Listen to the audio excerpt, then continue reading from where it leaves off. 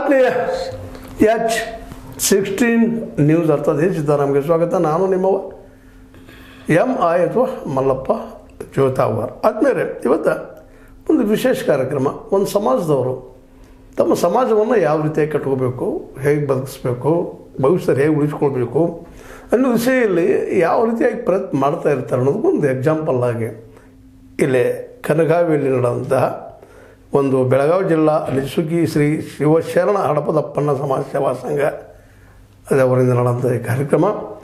ಇದರ ಉದ್ದೇಶ ಏನಪ್ಪ ಅಂತಂದ್ರೆ, ಇದು ನಡೆದ ಕನಗಾವದಲ್ಲ, ಇದ್ರ ಉದ್ದೇಶ ಒಂದು ಸಮಾಜನ ನೈತಿಕತೆ ಮೇಲೆ ಸಮಾಜ ಇನ್ನೂ ಸಮಾಜಕ್ಕೆ ವೈರಿ ಆಗೋದಂಗೆ ದೋಸ್ತಾಗಿ ಆತ್ಮೀಯವಾಗಿ ಬದುಕಿಯಾಗಿ ಹೋಗ್ಬೇಕು ಅನ್ನೋದಕ್ಕಾಗಿ ಬಾಲ್ಯಾವಸ್ಥೆಯಲ್ಲಿ ಸಂಸ್ಕಾರ ಕೊಡೋ ಜೊತೆಗೆ ದೊಡ್ಡವರಿಗೂ ಸಹ ತಿಳುವಳಿಕೆ ನೀಡುವಂಥ, ಸಂಸ್ಕಾರ ಕೊಡುವಂಥ, ಒಳ್ಳೆಯ ನಡತೆಗಳು ಕಲಿಸುವಂಥ ಒಂದು ಏನಪ್ಪ ಅಂದ್ರೆ ಸಮಾಗಮ ಅಲ್ಲಿ ಆಗಿತ್ತು. ಅಲ್ಲಿ ಹಿರಿಯರು ಬಂದಿದ್ದರು, ಸ್ವಾಮೀಜಿಗಳು ಬಂದಿದ್ದರು. ಅವ್ರು ಯಾರ್ಯಾರು ಬಂದರು, ಏನು ಮಾಡಿದರು, ಏನು ಕೊಟ್ಟರು ಸಮಾಜಕ್ಕೆ, ಏನು ಮಾಡ್ಬೇಕಂತೇಳಿ ಸಮಾಜಕ್ಕೆ. ಯಾಕಂದರೆ ಎಲ್ಲ ಸಮಾಜಗಳು ಸಮ ಸಮಾಜವನ್ನು ಕಟ್ಟಿದಂಥ ಬಸವಣ್ಣನವರ ವಿಚಾರದ ನೆಲೆಗಟ್ಟಿನ ಬಂದಂಥ ನಮ್ಮ ಹಡಪದ ಸಮಾಜದವರು ವಿಶೇಷವಾಗಿ ಎಲ್ಲರದ್ದು ಕೂಡಿ ಬದುಕುವಂಥ ಮನಸ್ಸು ಮಾಡಿ ಆ ರೀತಿ ಬದುಕಿದಂಥವ್ರು, ಭಾಳ ಹೊತ್ತಿರುವಂಥವ್ರು, ಮುಂದೆ ಬದುಕ್ತಾರೆ ಅನ್ನೋಂಥ ಭರವಸೆಗಳವರು. ಆದರೂ ಸತ್ಯ, ನ್ಯಾಯ, ಧರ್ಮ ಇವುಗಳಿದ್ದರೆ ಇನ್ನೂ ಹೆಚ್ಚು ಚೆನ್ನಾಗಿರ್ತದಪ್ಪ ನಮ್ಮ ಸಮಾಜ ಅನ್ನುವಂಥ ನೆಲೆಯಲ್ಲೇ ಸಂಸ್ಕಾರ ಕಾರ್ಯಕ್ರಮ ಒಂದು ಶಿಬಿರ ಇಟ್ಟುಕೊಂಡಿದ್ರು. ಅಲ್ಲಿ ಏನು ನಡೀತು, ಯಾರು ಏನು ಮಾತಾಡಿದ್ರು ಅದ್ರ ಬಗ್ಗೆ, ಮತ್ತು ಏನು ಮುಖ್ಯ ಉದ್ದೇಶ ಏನಿತ್ತು ಅದ್ರ ಬಗ್ಗೆ ನಮ್ಮ ಮಿತ್ರರಾದಂಥ ಜೊತೆಗೆ ನಮ್ಮ ಆತ್ಮೀಯರು, ನಮ್ಮ ಮಾನ್ಯ ಅನ್ನೋಕ್ಕಿಂತರೂ ಅತ್ಯಂತ ಆತ್ಮೀಯವಾಗಿ ಹೇಳಬೇಕಾಗಿದ್ದೇನಪ್ಪ ಅಂದ್ರೆ ಈಶ್ವರಚಂದ್ರ ಬೆಟಗೇರಿ ಇವರು ಆ ಸಮಾರಂಭದಲ್ಲಿ ಭಾಗಿಯಾಗಿ ಏನೇನು ನೋಡಿದರು, ಏನು ನಿಮ್ಮ ಸಹಿತ ಹಂಚಿಕೊಳ್ತಾ ಇದ್ದಾರೆ, ಕೇಳಿ ನೋಡ್ರಿ ಅವ್ರು ಏನು ಹೇಳ್ತಾ ಇದ್ದಾರೆ. ಇದ್ರ ಉದ್ದೇಶ ಏನು ಸರ್ ನಿಮ್ಮದು? ಶರಣಾರ್ಥಿ ಸರ್.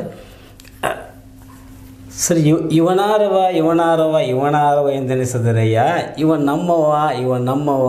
ನಮ್ಮವ ಎಂದೆನಿಸ ಅಂತ ಬಸವಣ್ಣನ ವಾಕ್ಯ. ಅಂದರೆ ಹಡಪದ ಅಪ್ಪಣ್ಣ ಸಮಾಜ ಬಂಧುಗಳು ರೀ ಈ ಸಮಾಜದಲ್ಲಿ ತಮ್ಮ ಒಂದು ಅಹರ್ನಿಶಿ ಸೇವಾಮಯ ಅನ್ನುವಂಥ ತತ್ವದ ಮೇಲೆ ಸೇವೆಯನ್ನು ಮಾಡ್ಕೋಂತ ಬಂದವರು ರೀ.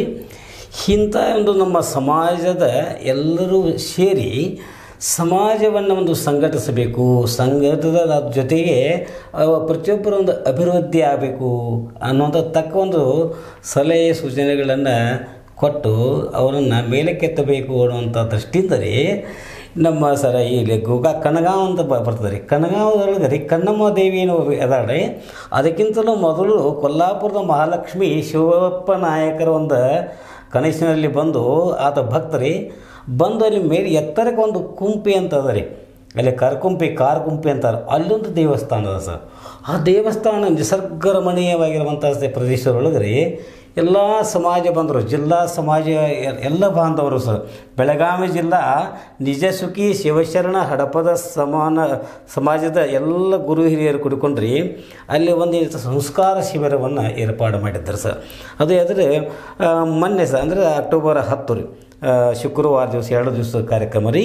ಇದಕ್ಕೆ ನಮ್ಮ ಸಮಾಜದ ಇದು ಜಗದ್ಗುರುಗಳು ಅನ್ನದಾನಿ ಭಾರತೀಯ ಅಪ್ಪಣ್ಣ ಮಹಾಸ್ವಾಮಿಗಳು ರೀ, ಮತ್ತು ಬೈಲಹೊಂಗಲದ 3000 ಮಠದ ಪ್ರಭು ನೀಲಕಂಠ ಮಹಾಸ್ವಾಮಿಗಳು, ಹಾಗೇ ರೀ ನಮ್ಮ ಹಂಸನೂರು ಶಿವಾನಂದ ಮಠದ ಶ್ರೀ ಅಭಿನವ ಬಸವರಾಜೇಂದ್ರ ಮಹಾಸ್ವಾಮಿಗಳು ಅಲ್ಲಿ ಬಂದು ಉಪದೇಶಾಮೃತವನ್ನು ನೀಡಿದರು ರೀ. ಅದರ ಸಮಾರಂಭದ ಅಧ್ಯಕ್ಷತೆಯನ್ನು ಶಿವಾನಂದ ರಾಮಪ್ಪ ಹುಣ್ಣೂರು ಇವರು ಜಿಲ್ಲಾ ಅಧ್ಯಕ್ಷರೇ ಹಡಪ ಸಮಾಜದ್ದು ಬೆಳಗಾವಿ.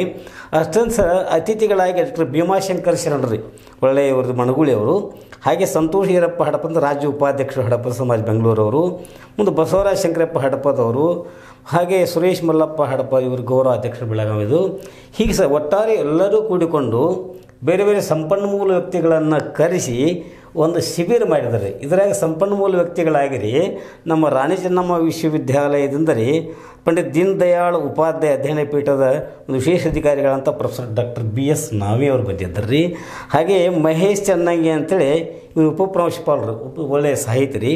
ಹಾಗೆ ರೀ ಸತ್ಯಣ್ಣ ಹಡಪದ ಅಂತ ಬಂದಿರಿ, ಈಶ್ವರಚಂದ್ರ ಬೆಟಗೇರಿ, ಶಿವು ಲಕ್ಕಿ ಅಂತೇಳಿ, ಅಪ್ಪಣ್ಣ ಹಡಪದ ಅಂತೇಳಿ, ಶಿವಾನಂದ ಬಿದರಿ, ಧರ್ಯಪ್ಪ ಶಂಕರ್ ಹಡಪ ಅಂತೇಳಿ ಬೇರೆ ಬೇರೆ ಬೇರೆ ಬೇರೆ ಬೇರೆ ಒಂದು ಸಂಪನ್ಮೂಲ ವ್ಯಕ್ತಿಗಳು ಬಂದು ಸರ ಒಟ್ಟಾರೆ ಸಮಾಜ ಬಾಂಧವರು ಎಲ್ಲ ತಿಳುವಳಿಕೆ ಇದ್ದವರು ಇದ್ದರೂ ಕೂಡ ಸರ ಇವತ್ತಿನ ಈ ಸಮಾಜದೊಳಗೆ ನಾವು ಯಾವ ರೀತಿ ಬದುಕಬೇಕು ಮತ್ತು ನಮ್ಮನ್ನು ನಾವು ಉತ್ಥಾನ ಮಾಡ್ಕೋಬೇಕಾಗೈತೆ ರೀ.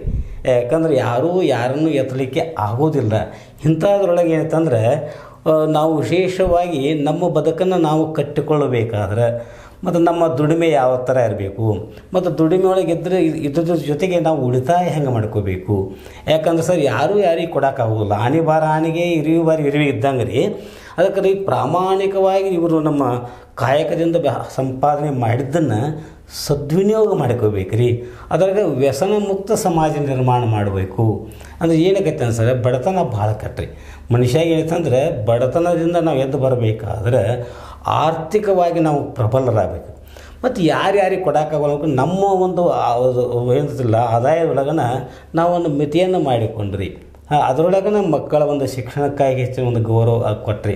ಯಾಕಂದರೆ ಇವತ್ತು ಮಕ್ಕಳ ಶಿಕ್ಷಣ ಕೊಟ್ಟರೆ ಅಂತಂದ್ರಿ ಅವ್ರು ಅದರಿಂದ ಬೇಕಾದನ್ನು ವಿಕಾಸ ಆಗಲಿಕ್ಕೆ ಸಾಧ್ಯ ಐತ್ರಿ. ಆ ರೀತಿ ಮತ್ತು ಮನೆಯ ಕೌಟುಂಬಿಕ ಪರಿಸರದೊಳಗೆ ರೀ ಹೆಂಡತಿ ನೀವು ಒತ್ತು ಕೊಟ್ಟು ಹೇಳಿದ್ದು ಶಿಕ್ಷಣ ಮತ್ತು ವ್ಯಸನ ಮುಕ್ತ ಸಮಾಜ ನಿರ್ಮಾಣ ಆಗ್ಬೇಕು ರೀ. ಒಂದು ಆರ್ಥಿಕವಾಗಿ ಪ್ರಬಲರಾಗಬೇಕು ಸರ್. ಪ್ರಬಲ ಹೆಂಗೆ ಆಗ್ತಾರೆ ಆರ್ಥಿಕವಾಗಿ? ಇವರು ದುಡಿಮೆನೂ ಚಲೋದು ಸರ್, ಇದು ಆದಾಯನೂ ಚಲೋ ಬರ್ತದೆ ರೀ. ಮೊದಲು ಏನೈತಂದ್ರೆ ಹಳ್ಳಿಗಾಡಿನೊಳಗೆ ರೀ ಅದು ಆಯದ ಮೇಲೆ ಇವರು ದುಡಿತಾ ಇದ್ರು. ಈಗ ಹಾಗಲ್ಲ ಸರ್. ಈಗ ಏನೇ ಆದರೂ ಸಹಿತ ರೀ ಅವರ ಕಾಯಕ ಮುಗಿದ ನಂತರ ಅವ್ರಿಗೆ ಆಗಿಂದಾಗ ಸಂಬಳ ಅಂದರೆ ಹಣದ ರೂಪದಿಂದ ಬರ್ತದೆ ರೀ. ಆ ಹಣದ ಕೈಯಾಗ ಹಣ ಬಂದ ಕೂಡಲೇ ಮನುಷ್ಯನ ಮನಸ್ಸು ಚಂಚಲ ಆಗಬಾರ್ದು ರೀ. ಆಕತ್ರಿ.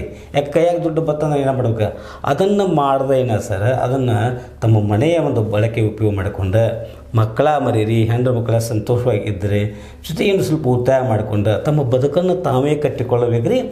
ಮುಖ್ಯ ಅಂದ್ರೆ ಈ ಮಕ್ಕಳಿಗೆ ಶಿಕ್ಷಣಕ್ಕೆ ಭಾಳ ಒಂದು ಒತ್ತು ಕೊಡಬೇಕು ಅನ್ನುವಂಥ ಮಾತು ಈ ಎಲ್ಲರಿ ನಮ್ಮ ಸ್ವಾಮೀಜಿಯವರಾಗಲಿ ಬಂದಂಥ ಸಂಪನ್ಮೂಲ ವ್ಯಕ್ತಿಗಳಾಗಲಿ ಇದನ್ನು ಹಿಡಿದ್ರಿ. ಯಾಕಂದ್ರೆ ದುಡ್ಡು ಭಾಳ ಮುಖ್ಯದ ರೀ. ದುಡ್ಡು ಇಲ್ಲದ ಜೀವನನೇ ಇಲ್ಲ ರೀ. ಯಾವುದೇ ಒಂದು ಕಾರ್ಯ ಆಗ್ಬೇಕಾದ್ರೆ ಮೊದಲು ಬೇಕು ದುಡ್ಡು, ಆರ್ಥಿಕತೆ. ಅದಕ್ಕಾಗಿ ಅಂತಂದರೆ ಇವೆಲ್ಲ ತಿಳುವಳಿಕಿದ್ದ ಜನ ಅದಾರ ಸರ್, ಭಾಳ ಒಳ್ಳೆಯ ಜನ ಅದಾರ. ಆದರೆ ಅವ್ರ ಜೊತೆ ಏನಾಗೈತೆ ಅಂದ್ರೆ ಸರ್ ವ್ಯಸನಾದಿಗಳಿಗೆ ಮಾತ್ರ ಬಲಿಯಾಗಬಾರ್ದು ಅನ್ನುವಂಥ ವಿನಂತಿ ಇವರು ಸಂಪನ್ಮೂಲ ವ್ಯಕ್ತಿಗಳು ಮಾಡಿದ್ರಿ, ಬಂದಂಥ ಸ್ವಾಮೀಜಿಯವರು ಹೇಳಿದ್ರಿ.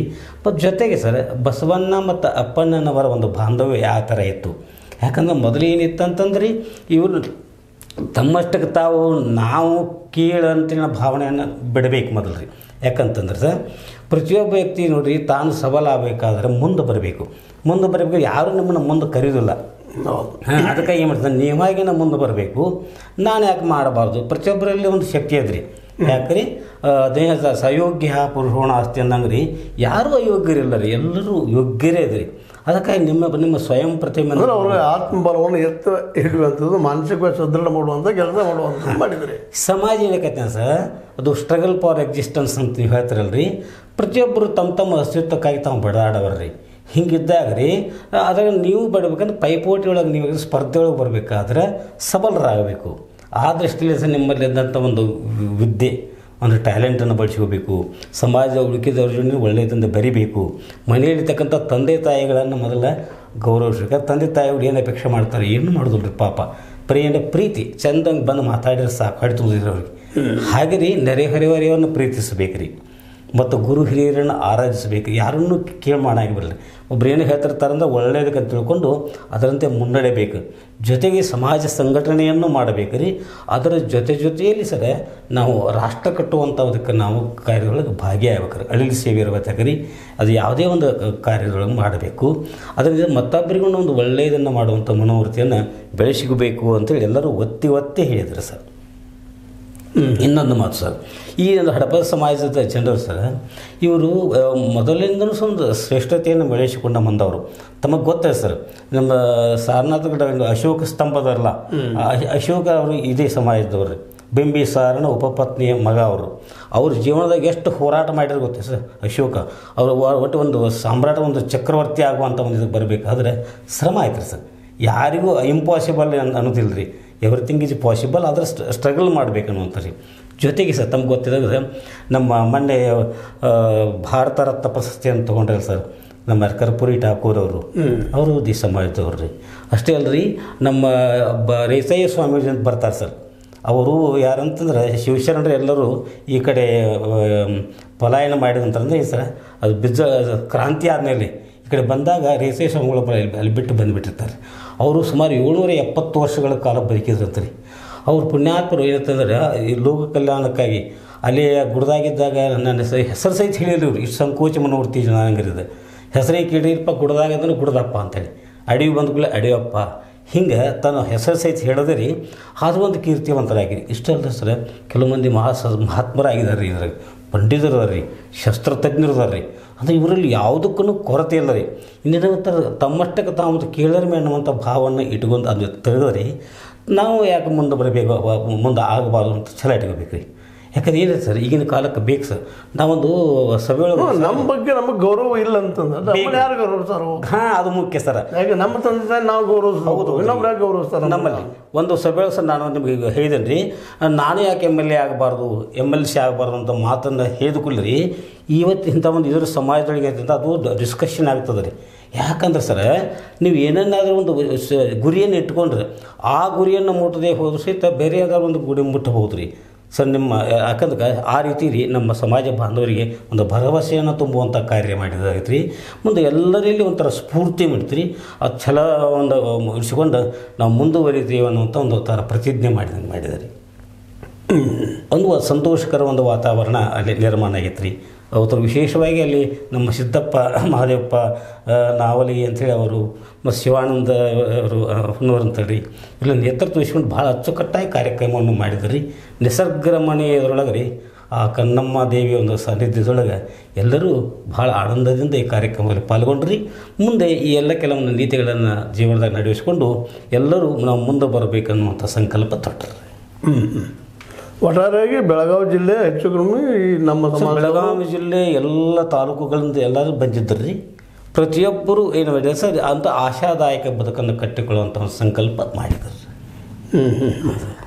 ಇನ್ನು ಆಯ್ತು, ಸಮಾಜದ ಎಲ್ಲ ಮುಖಂಡರು ಬಂದಿದ್ರು, ಭೇಟಿ ಆದರು, ಮಾತಾಡಿದ್ರಿ. ಹಾಂ ರೀ. ಅದ್ರ ಜೊತೆಗೆ ಅಲ್ಲಿ ಯುವಕರು ಎಷ್ಟು ಪ್ರಮಾಣದಲ್ಲಿ ಭಾಗವಹಿಸಿದ್ರು ಸರ್? ವಿಶೇಷವಾಗಿ ರೀ ಅಲ್ಲಿ ಯುವಕರನ್ನೇ ಯಾಕಂದ್ರೆ ಸರ್ ತಾಲೂಕದ ಕೆಲವೊಂದು ಅಧ್ಯಕ್ಷರು, ಪ್ರಧಾನ ಕಾರ್ಯದರ್ಶಿ ಹಿಂಗೆ ರೀ ಸುಮಾರು ಎಲ್ಲ ಒಂದು ತಾಲೂಕುಗಳಿಂದ ಬಂದಿದ್ದರಿ. ಜೊತೆಯಲ್ಲಿ ಕೆಲವೊಂದು ಮೆಂಬರ್ಸ್ ಏನು ಬಂದಿದ್ರಲ್ರಿ ಎಲ್ಲರೂ ಯುವಕರೇ ಇದ್ದರು. ಹಂಗೆ ನೋಡ್ಬೇಕಾದ್ರೆ ಮುದುಕಂದ್ರೆ ನಾನೇ ಹೋಗಿದ್ನಿ.